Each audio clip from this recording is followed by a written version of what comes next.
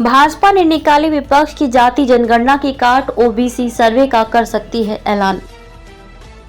नमस्कार, मैं स्वागत करती हूं आपका यूपी न्यूज 24 में। आइए नजर डालते हैं आज की एक खास खबर पर।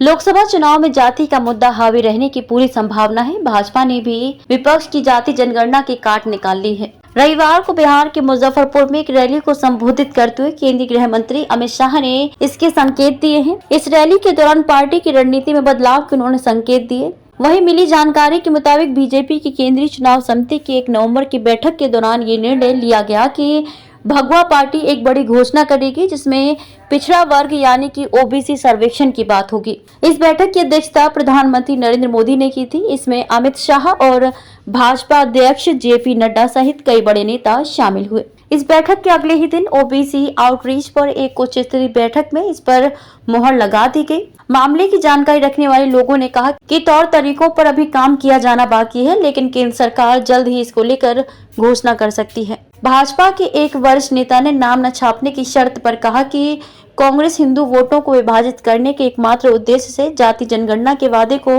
दोहराती रहती है। हम ओबीसी सर्वेक्षण की घोषणा करके उस रणनीति को भी कुंद कर देंगे। वे इसे तभी मुद्दा बनाएंगे जब हम इसके विरोध में दिखेंगे। अगर हम सभी सहमत हैं और हम एक सर्वेक्षण का भी वादा करते हैं तो वे हिंदू वोट नहीं बांटेंगे।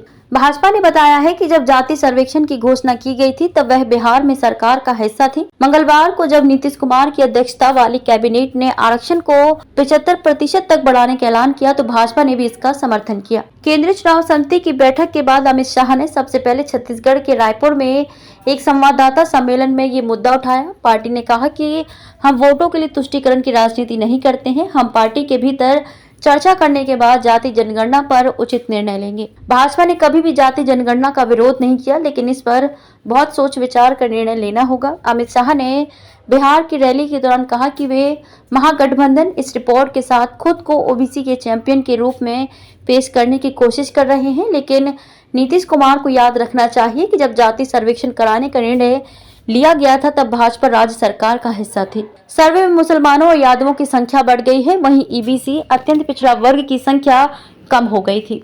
यह लालू प्रसाद के दबाव में किया गया है। खबरों में अब तक के लिए बस इतना ही। फिर होगी मुलाकात ऐसी ही एक खास खबर के साथ। तब तक के लिए नमस्कार और बने रहिए यूपी न्यूज 24 के साथ।